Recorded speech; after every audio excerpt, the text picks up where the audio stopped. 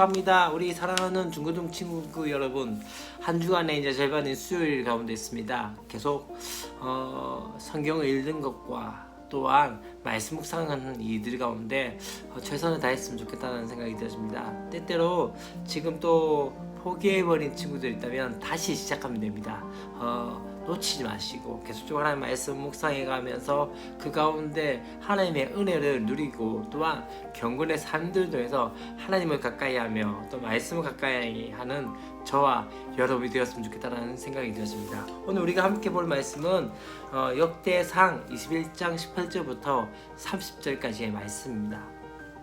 앞의 내용 가운데 어떤 이야기가 나왔죠? 바로 다윗이 인구조사를 하는 그 범죄를 짓게 되어지죠. 인구조사를 하는 것이 왜 범죄였냐? 그래서 다른 것이 아니라 바로 인구조사의 목적이 두 가지였기 때문이죠. 어떤 것입니까? 첫 번째는 인구조사를 통해서 세금을 얼마나 걷어들일 것인가. 두 번째는 무엇이었다면 또한 이것이 군사력과 같았기 때문이죠. 그렇기 때문에 두 가지의 이유 중에 하나가 첫 번째가 은금을 계속적으로 그렇게 사람들이 착취하는 부분과 또한 두 번째는 군사력을 다시 한번 살펴보면 통해서 하나님을 의지하지 않고 자신의 군사력을 의지하게 되어진 것들이 바로 하나님 앞에 바로 범죄함이었기 때문에 하나님께서 그 이들에서 징벌을 하십니다. 세 가지의 이들을 이야기했는데 맨 마지막에 세 번째 7일간 역병을 통해서 사람들이 죽게 되어지는데 그것이 바로 몇만 명이 죽었다면 7만 명이라는 숫자가 바로 죽게 되어집니다. 그리고 난 다음에 오르난 타작마당에서 이제 그 징벌이 이제 멈춰지게 되면서 오늘 말씀이 또다시 진행이 되어집니다. 지금 이제 여호와의 천사가 갓에게 명하면서 다윗에게 이르기를 진짜 다윗은 올라가서 여부스 사람 오르난 타작마당에서 여호와를 위하여 제단을 쌓으라 하면서 이제 제단을 쌓으라는 명령을 18절과 19절 말씀에서 하게 되어지고 20절부터 27절까지 말씀 가운데는 오르난의 타작마당을 사는 다윗의 모습을 보게 되어집니다. 그리고 28절부터 30절까지 말씀에서는 기브온의 성막과 오르난의 타작마당에 대해서 이야기를 하게 되어진 것들을 보게 되어집니다. 아까 처음에 이야기했던 것처럼 이제 오르난 타작마당에서 이제 징벌이 그쳐진 상황 가운데서 하나님께서 어떻게 합니까? 그 가운데서 제단을 쌓으라고 하는 그 말씀을 하십니다. 하나님께서는 지금 자신의 죄를 시인하며 재앙을 거두어 달라는 그 다윗의 간구를 들으시고 회복의 길을 열어주시는데 어디입니까? 바로 재앙이 멈춘 그 장소에서 여호와를 위한 단을 쌓으라고 명하시는 모습들을 보게 됩니다. 다시 이것이 성전 건축의 시작이 되어지는 모습들이 되어집니다. 그러면 재앙과 회개의 자리를 속죄와 용서, 회복과 결단의 자리가 되게 하시는 것들을 보게 됩니다. 그럼 우리 스스로는 속죄할 수 없는 자책과 죄책의 늪에서 더 이상 헐거지 말고 더 중요한 건 무엇입니까?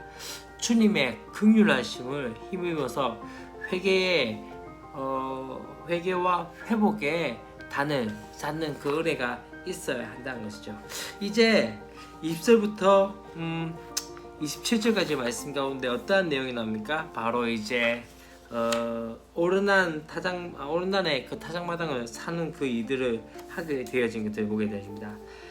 이제 오르난에게 이 타작하는 곳을 내게 넘기라, 내가 상당한 값을 내게 넘기겠다라고 말씀을 하게 되죠. 그렇게 하는 상황 가운데서 오르난이 아닙니다. 왕이시여 얼마든지 이것을 취하십시오. 그거 좋게 여기시고 내가 이것을 드리겠나이다 라고 이야기를 하는 가운데서 다윗은 이제 이 상황 가운데서 어떻게 합니까? 그것을 그냥 받지 않고 당연히 상당한 값으로 사겠다라고 이야기하면서 내가 여호와께 드리려고 네 물건을 빼앗지 않겠다, 값없이 번제를 드리지 않겠다 하면서 그곳을 금 600세겔을 달아가지고 오르난에게 주게 되어지는 그 모습들을 보게 되어집니다. 어쩌면은 상당한 값을 치른 것이죠. 값진 하나님의 은혜에 값없이 화답하지 않겠다는 뜻을 보게 되어집니다.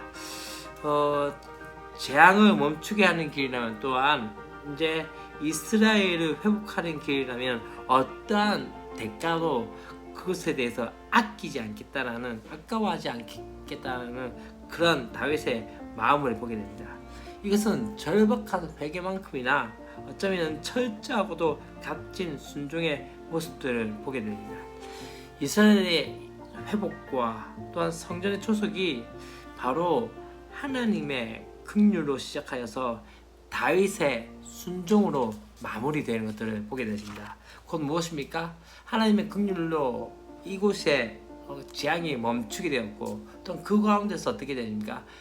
다윗은 순종함을 통해서 시작되어지는 그 은혜들이 진행된 것들을 보게 되는 것이죠.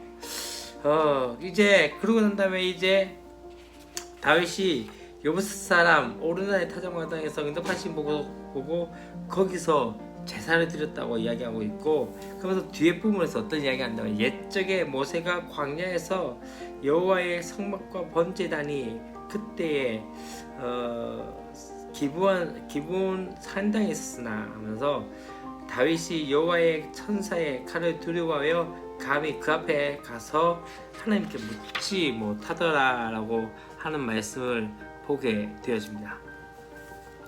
곧 지금 다윗의 순종을 통해서 그 가운데 제단을 쌓게 되어지고 번제와 화목제를 드리자 불이 내려 응답하시며 재앙이 거두어지는 그 모습 가운데, 모세가 성막을 처음 세웠을 때, 또한 솔로몬이 성전을 봉헌할 때처럼 그렇게 여호와의 불이 제단 위에 내려지는 그 역사가 있었던 것이죠.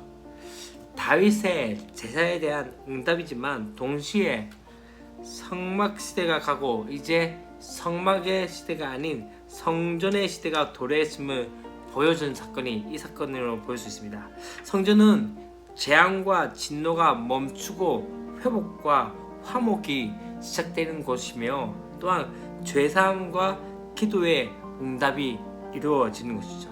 이것은 진짜 참 성전으로 오신 그리스도 안에서 온전하게 성취되어지는 모습들을 보게 되었습니다.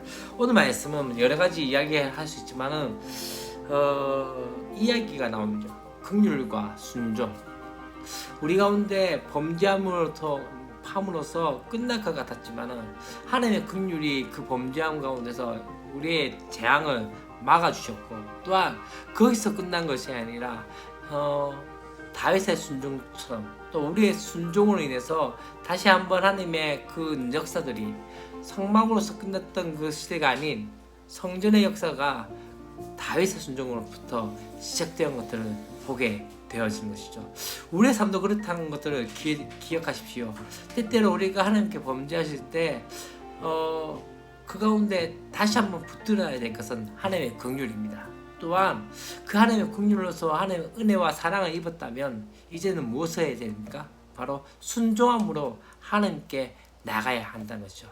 그렇게 나갈 수 있는 저와 여러분이 되었으면 좋겠습니다.